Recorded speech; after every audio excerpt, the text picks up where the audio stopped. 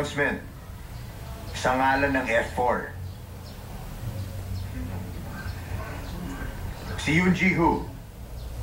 Hindi na siya member ng F4. Ano? Junpyo. Isa pa. After 1 week, sina Ji-hoo at Gum Jandi, may expel na sila sa school na to.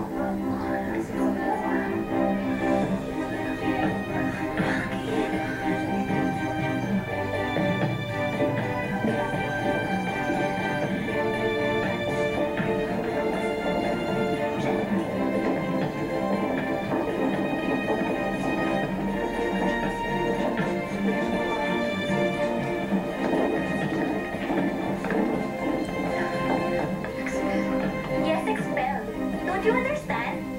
Kicked out! I don't care kung ma-expel ka man sa school na ito. Pero ang mag-suffer si Ji-hoo ng dahil lamang sa'yo, kaya mo bang responsibility yon? You don't belong to our school. Buti nga. Kicked out ka na. Nakuha mo na ang attention ni na Ji-hoo at Junpyo dahil hindi pa sila nakakakita ng poor girl na tulad mo. Mababait sila para lokohin mo. Understand, stupid girl? At isang stupid girl lamang na tulad mo ang magiging dahilan ng breakup ng F4. Kasalanan mo lahat na ito. Ako may kasalanan. Si Ji-hoo.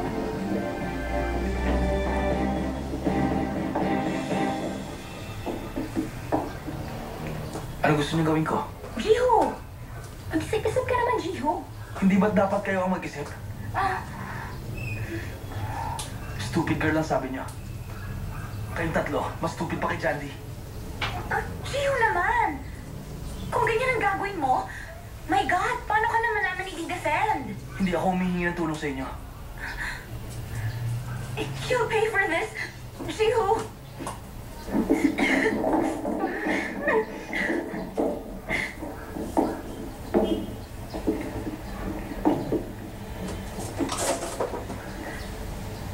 Huwag ka na sumimangot, papangit ka niyan.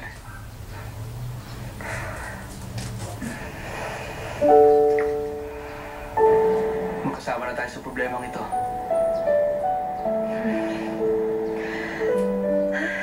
Para sa akin, wala na akong pakialam kung makikautok sa school na to. Pero ikaw yung iniisip ko. Hindi ako makapaniwala na magagawa yun ng Junpyo sa'yo, di ba? Kaya na yun. Supported naman siya ng Shinwa Group. Nakalimutan mo na ba? Kung para kanino ang school na to. Huwag ka na malungkot. I will not give up without a fight. Bakit? Meron ka bang plano? Iisipin ko pa. May panibago akong reason para lumaban sa kanya. I'll try my best. Tama ka. Hindi ako papayag na basta ka nilang tanggalin si Efron ng ganon. Mag-isip ka nga. Ha?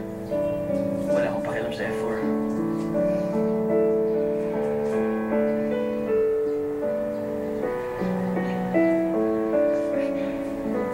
Ayan ka na naman.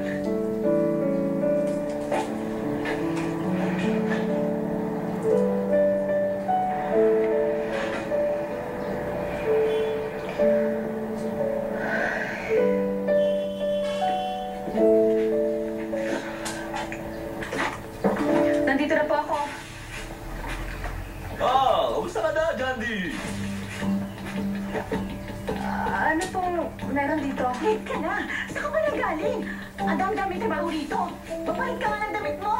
Ano po ba nangyayari? May kasabihan, kapag inaapi, pinagpapala. At ang lahat ng ito'y dahil sa kabutihan mong ginawa. May kumakain na chismis kapag dito ka lang nagpa-dry clean ng uniform tsaka gwapa ang boyfriend mo.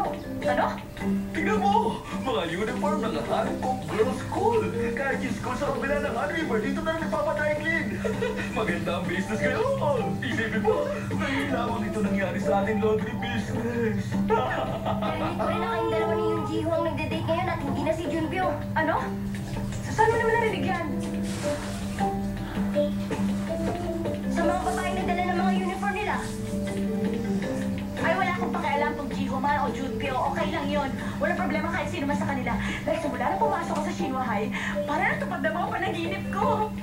Sweetie, gusto mo ba bang magising sa ganito kagandang panaginip? Sandali lang, sweetie, ha? Sinabi ko naman sa'yo, maayos din ang lahat. Hindi naman Shinwa ang pinakamayamang company. Tayo ang Shinwa pagdating sa dry cleaning. Darating ang araw na yayaman din tayo. Yayaman! Tayo! Yayaman! Tayo!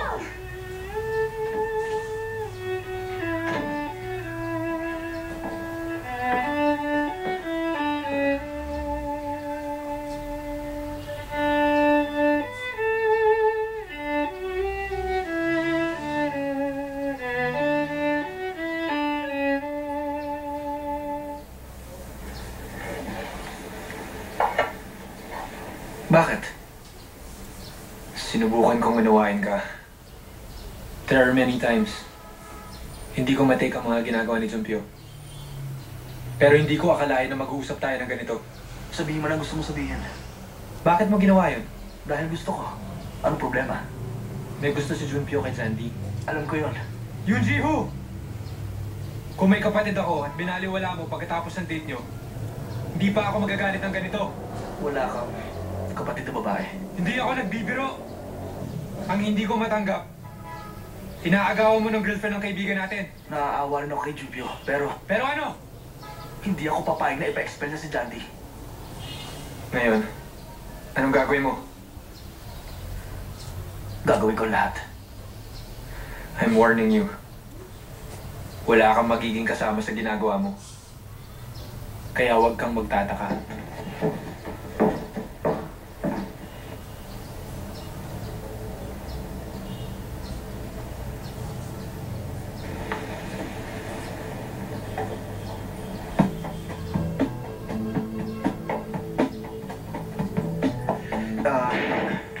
Alam ko ang nararamdaman mo. Pero Junpyo, hindi kaya harsh decision ang ginawa mo?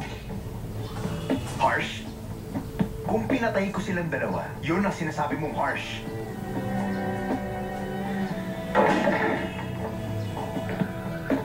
Wala lang si Jiho sa sarili niya. Alam mo naman kung gaano kamahal si Sujin.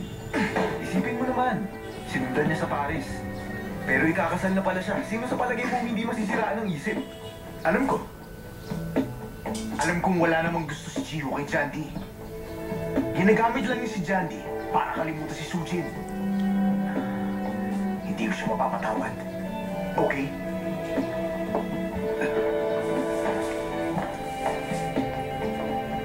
Junpyo, pwede ba huwag mo na siya ipagtanggol? Isa pang salita, wala ka na sa effort.